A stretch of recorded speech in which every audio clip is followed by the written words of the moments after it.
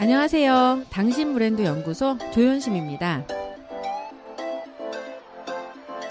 브랜드 하지만 도대체 어쩌라는 건지 모르시겠죠? 퍼스널 브랜드에 대한 모든 고민, 당신 브랜드 연구소가 함께합니다.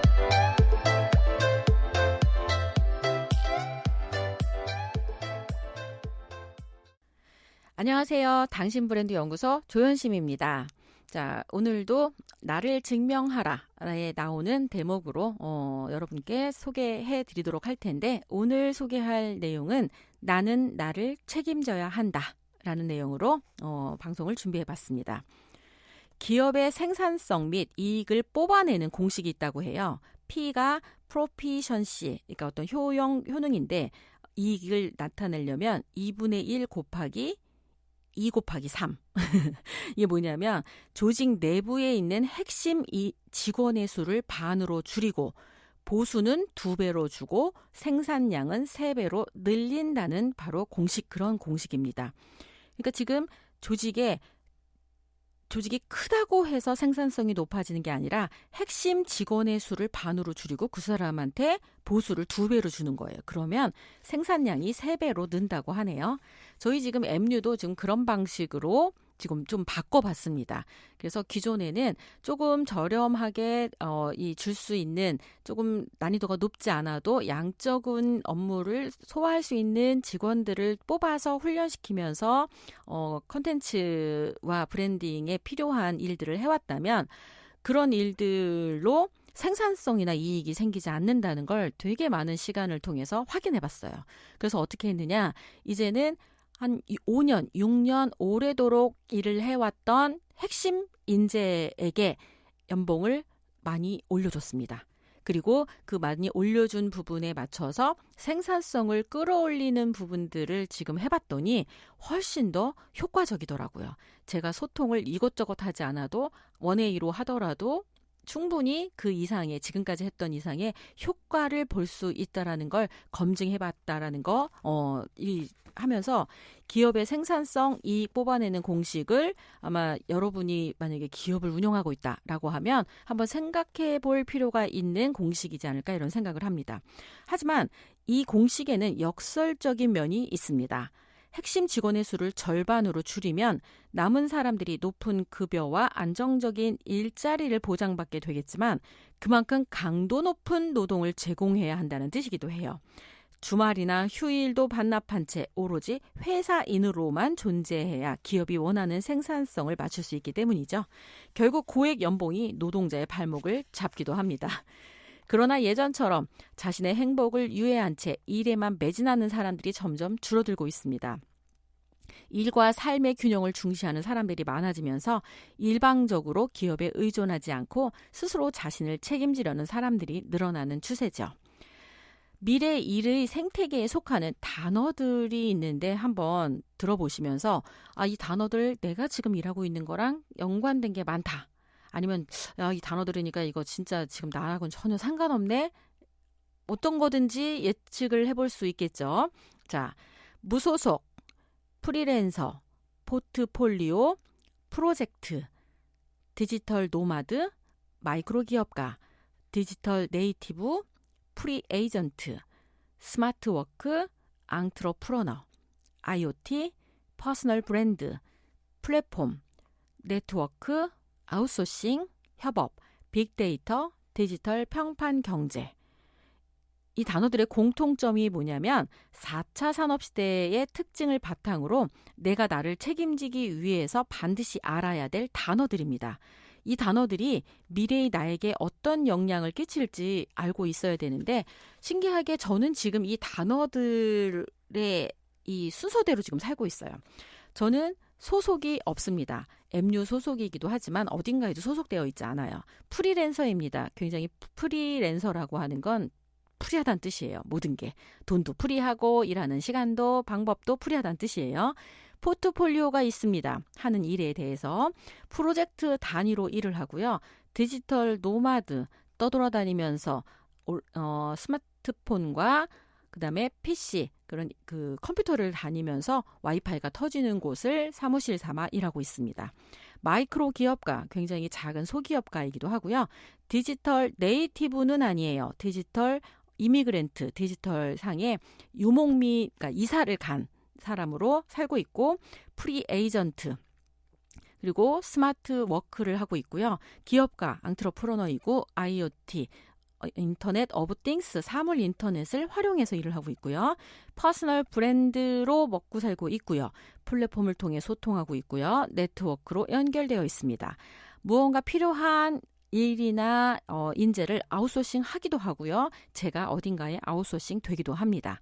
다양한 분야의 전문가들과 협업을 통해 일을 하고요. 그 일하는 과정들을 빅데이터가 될 수 있게끔 데이터로 컴퓨터에 그 정보들을 쌓아가고 있고요. 그 데이터가 쌓여서 디지털 평판 경제 시대에 제가 누구인가를 증명하면서 살고 있습니다. 어때요? 이렇게 하니까 아까 말씀드렸던 단어들이 이게 다 연결된 단어구나 이렇게 알 수 있겠죠. 그러면서 나도 저렇게 살고 있는데 라고 하면 충분히 골드칼라로 잘 살고 계시는 거고요. 내가 지금 사는 삶은 저기 얘기하는 거랑 너무 이 딴판이다. 그러면 조금은 관심을 가지고 이렇게 사는 분야는 어떻게 해야 되는지에 대해서 준비하셔야 된다. 그런 생각을 갖고 시작하시면 될 것 같습니다. 스포츠 업체 나이키는 제작의 전 과정을 아웃소싱합니다. 누구나 자유롭게 글을 쓸 수 있는 사용자 참여형 백과사전인 위키피디아는 지금도 지속적으로 정보가 업데이트되고 있으며 컴퓨터 운영체계 중 하나인 리눅스는 소스코드를 무료로 공개해서 전 세계 프로그램 개발자들에 의해 지속적으로 업그레이드가 이루어지고 있습니다. 발리의 우붓에는 스타트업을 꿈꾸는 전 세계 청년들이 모여 글로벌 디지털 노마드로 일하며 협업 공간을 활용해 다양한 아이디어를 나누며 새로운 비즈니스와 삶의 형태를 보여주고 있습니다. 자, 마이크로 기업가라는 거 들어보셨는지 모르겠어요. 최근 실리콘밸리를 중심으로 빠르게 확산하고 있는 1인 기업가로 개인의 자산이나 지식을 서비스화하면서 수익을 창출하는 이들이에요. 다양한 아이템으로 성공한 마이크로 기업가가 증가하는 가운데 2011년에만 전 세계에서 대략 400만 명이 마이크로 기업가로 변신했어요. 이는 프리랜서의 진화된 개념이라고 봐도 좋을 것 같습니다. 마이크로 기업가는 일반 기업의 직원들과는 일하는 방식이 달라요. IT를 기반으로 하는 이들은 기업가이자 동시에 자유인으로 생활하고 있어요. 이들은 고정된 곳에서 일하는 직장인이 아니고 자신이 원하는 시간에 원하는 곳에서 원하는 일을 하며 누군가 만들어 놓은 디지털 플랫폼을 통해 부가가치를 생산해내고 있죠. 공유경제와 협업경제를 바탕으로 하는 서비스 중에는 마이크로 기업 형태를 띠는 경우가 많습니다. 소셜 숙박 플랫폼 에어비앤비, 차량 공유 서비스 우버, 우리나라에 우버 들어왔더라고요. 수공예품 전문 온라인 기업 애쉬 외에도 자신의 재능과 여유 시간을 공유하여 새로운 비즈니스 모델을 만든 태스크 래빗 등은 모두 마이크로 기업입니다. 실제로 개인 사이트나 블로그를 통해 지식 공유, 여행 경험, 차량, 공간 등을 공유하면서 서비스하는 기업이 지속적으로 늘어나고 있죠. 마이크로 기업가들은 스스로 일자리를 만들어가는 사람들입니다. 이들에게 가장 중요한 건 시간이죠. 시간을 저당 잡히고 하루 종일 일하는 직장인들과는 달리 이들은 시간의 유연성을 가지고 자신이 중요하게 생각하는 가족, 취미, 건강, 공부 등의 가치에 시간을 쪼개 쓰며 살고 있습니다.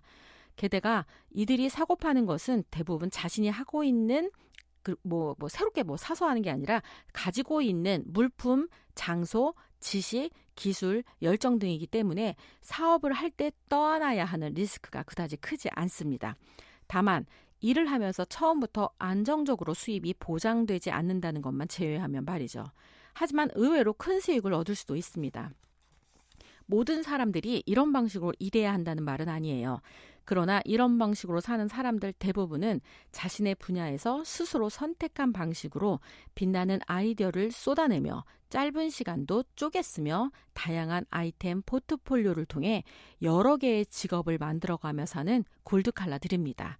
그리고 원하든 원하지 않든 이렇게 사는 사람들이 점점 많아지고 있습니다. 이제 인터넷에 접속하기만 하면 다양한 주제에 대한 막대한 양의 정보를 아주 쉽게, 그것도 거의 공짜로 얻을 수 있습니다. 그 정보의 양은 불과 수십 년 전에는 꿈도 꾸지 못했을 정도로 엄청나죠. 진짜 빅데이터의 시대 맞죠? 거기다 인터넷과 연결된 다양한 사람들은 각자의 역량과 재능을 연합해서 새로운 가치를 만드는 데 주저하지 않습니다. 앞서 열거했던 무소속, 프리랜서, 포트폴리오, 디지털 노마드, 마이크로 기업가 등은 급변하는 노동 환경에서 스스로를 책임지기 위해서 반드시 준비해야 하는 미래 일의 생태계에 속한 단어들입니다. 무소속 프리랜서 인생을 준비하려면 제조업 기반이 아닌 디지털 경제에서 살아남을 수 있는 지식과 정보, 경험이 필요합니다. 디지털 경제에서는 IT 산업과 인터넷 기반 전자상거래의 역할이 중요하고 우리의 주요 경제 활동인 재화와 서비스의 생산, 분배, 소비 등이 디지털화되고 네트워크화된 정보와 지식에 의존하게 됩니다. 한마디로 앞으로의 경제는 오프라인과 연결된 온라인 세상을 통해 결정된다는 뜻이죠. 스마트폰 하나만 딱 보더라도 우리는 이제 이런 걸 알 수 있을 것 같아요. 물건을 구매하거나 게임을 하거나 음식을 주문할 때뿐만 아니라 여행 갈 때 항공, 차량, 호텔, 휴양지 정보 모두 다 스마트폰으로 알아보고 뭐해요? 결제하고 그다음에 이 차량 했을 때는 스마트 키까지 이 스마트폰에 되어 있어서 뭐 이제 스마트폰 하나만 있으면 모든 삶이 다 가능한 그런 시대로 가고 있다고 볼 수 있습니다. 그러기에 온라인 세상에 존재하지 않는다는 건 주요 경제활동에서 벗어났다는 걸 의미하기도 합니다. 내가 나를 책임져야 되는 시대에 중요한 것 중에 하나는 온라인에서의 평판입니다. 온라인에서 제품을 구매할 때 가격이나 품질만 비교하는 것이 아니라 사용자 평판을 토대로 구매를 결정하기도 하죠. 평판은 제품뿐 아니라 개인에게도 적용이 됩니다. 누군가의 기준에 따라 나도 모르는 사이에 내 평판이 매겨지는 세상이죠. 디지털 경제가 활성화된다는 건 물건이나 상품, 기업뿐만 아니라 평범한 개인까지도 검색이라는 단두대에 오를 날이 그리 멀지 않았다는 걸 뜻합니다. 그렇다면 디지털 경제에서 어떻게 나를 책임지며 살아야 할까요? 미국의 프리랜서를 위한 인재 플랫폼 업워크의 발표에 따르면 2020년에는 미국 경제 인구의 절반이 프리랜서 형태로 일하게 될 것이며 그 규모는 52조 원에 달한다고 예측합니다. 이제 우리도 무소속 프리랜서로 살아갈 준비를 해야 된다는 뜻이기도 하죠. 지금까지는 소속사가 있어서 또는 회사가 있어서 내가 누구인지 어떤 역량을 가진 사람인지 증명하지 않아도 시키는 일을 하면서 사는데 무리가 없었어요. 내가 다니고 있는 회사가 곧 내 소속사였고 회사의 브랜드가 내 브랜드였으며 내 직위는 내 능력을 말해주는 바로미터였죠. 회사에 속한 상태에서는 약간 실수를 하거나 어느 정도 게으름을 피우며 여유를 부리며 살 수 있어요. 회사 입장에서도 효용 가치가 남아있는 사람들에게 자신들이 줄 수 있는 가치, 즉 급여, 상여금, 복지, 퇴직금 등을 주며 붙잡지만 더 이상 그럴 가치가 없다고 판단하면 퇴사, 명퇴, 해고 등의 이름으로 관계를 끊어버립니다. 무소속이 되는 순간 지금까지 누리던 소속이 주는 안정감과 영향력은 사라져버립니다. 무소속이 되면 아무도 일을 시키지도 않고 잘하고 있는지 점검해주거나 피드백해주지 않습니다. 무소속의 삶이란 바로 아무도 나를 책임져주지 않는다는 걸 의미하죠. 편안하고 안정된 삶 또한 보장되지 않습니다. 아무리 열심히 일해도 실력이 없으면 선택받지 못하면 어떤 보상도 받을 수 없기 때문이죠. 소속이 있으면 불편하고 그렇지만 소속이 있다는 것 때문에 내가 지금의 안정감을 얻고 있다는 거에 반대의 개념을 무소속 프리랜서는 가져야 된다라고 생각하면 돼요. 뭐죠? 나의 삶에는 주도적으로 살 수 있지만 그걸 또 뒷받침하는 경제적인 부분에도 같이 무소속으로 프리하게 풀리기 때문에 그 부분에서 무언가 인정받고 결과를 내기 위해서는 어쩌면 직장인보다 더 명료한 기준을 가지고 일을 해야 될 수도 있다. 24시간 일을 해야 될 수도 있다라는 거 말씀드리면서 이게 프리랜서가 꼭 좋은 거는 아니다. 그런데 원하든 원하지 않든 우리는 자꾸 무소속 프리랜서의 삶을 살아가야 되는 시대로 가고 있다라는 걸 인식하는 게 핵심입니다. 자, 디지털 경제에서 살아남을 수 있는 무소속 프리랜서는 다음 3가지 유형 중에 하나입니다. 시장에서 거래 가능한 재능을 가진 사람이에요. 뭔지 아시죠? 거래 가능한 재능이라 하면 자신이 타고난 재능을 갈고 닦아서 그걸로 먹고 사는 것까지 해결하는 거야. 춤추고 노래하고 글 쓰고 뭐 이런 거 다 마찬가지예요. 그 다음에 그러니까 어떻게 해야 된다고? 글을 잘 쓴다고 해서 먹고 사는 게 아니라 히트작이 나올 때까지 써야 돼요. 노래를 잘해서 앨범을 아무리 많이 내도 거래가 안 될 수 있어요. 언제까지 해야 돼요? 히트작이 나올 때까지. 그래서 시장에서 거래 가능한 재능을 가져야 무소속 프리랜서로 살아남을 수 있고요. 2번째는 자신이 잘하는 분야에서 높은 평점을 얻으셔야 됩니다. 구독자 수가 권력이라는 말 계속 말씀드리고 있잖아요. 그게 뭐냐면 본인이 하는 일을 온라인에 올렸을 때 다른 사람으로부터 좋은 반응을 얻은 것, 많은 사람들이 내가 하는 이야기에 귀를 기울이는 것, 이런 게 평점으로 나타나잖아요. 숫자로 나타나잖아. 그러면 그건 어떻게 된다? 인정받는다는 뜻이다. 거래된다는 뜻이기도 합니다. 그 다음 3번째, 디지털 노마드가 되어 일할 수 있는 자. 이 말은 무슨 말이냐면 온라인으로 연결된 유목민이란 뜻이에요. 자신이 원하는 시간에 원하는 장소에서 자유롭게 일할 수 있으려면 인터넷으로 연결되어 있어야 합니다.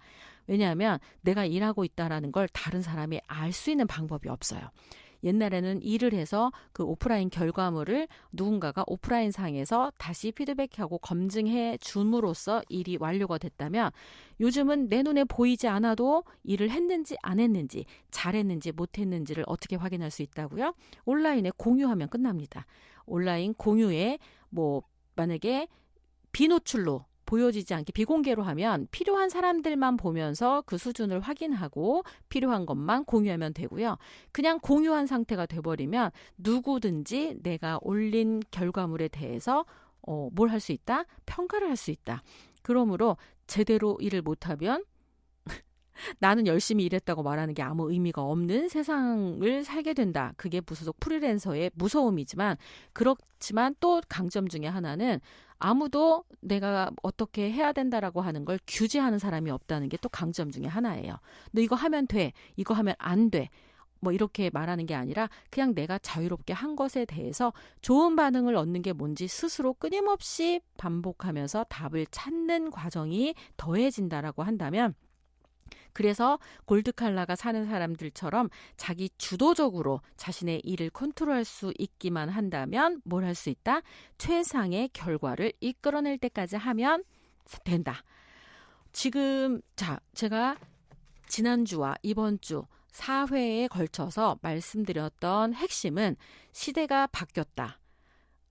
블루칼라 워커에서 화이트칼라 워커에서 골드칼라 워커의 시대로 바뀌었다. 그리고 골드칼라 워커는 배우는 방식이 바뀌었다. 암기 위주가 아니라 스스로 도전하고 경험하면서 그 경험한 가치가 다시 다른 사람에게 지식 가치가 있어서 가르칠 수 있는 수준까지 가야 직업이 된다. 그리고 그게 재능과 그다음에 시장에서 거래 가능한 어떤 기준이 되려면 히트작이 나올 때까지 해야 된다. 그 시간만큼은 가난할 수도 있다. 이런 것들이 계속 이 밑에 깔린 핵심 메시지라는 걸 얘기해 드리면서 의외로 쉬울 수도 있지만 의외로 어려울 수 있어요. 뭘 하면 되는지 알려주는 사람이 없어서 답답할 수 있지만 내 마음대로 할 수 있기 때문에 가장 나다운 걸 만들 수 있는 핵심이기도 합니다. 그러면서 제가 무라카미 하루키의 사례를 들으면서 마무리했던 방송 기억하시겠죠? 들으셨다면 그 소설을 쓰기는 쉽다. 하지만 소설가로 살아남기는 어렵다. 그 얘기를 했는데 무라카미 하루키가 소설을 썼는데 처음에 잘 쓰지 못했다고 해요.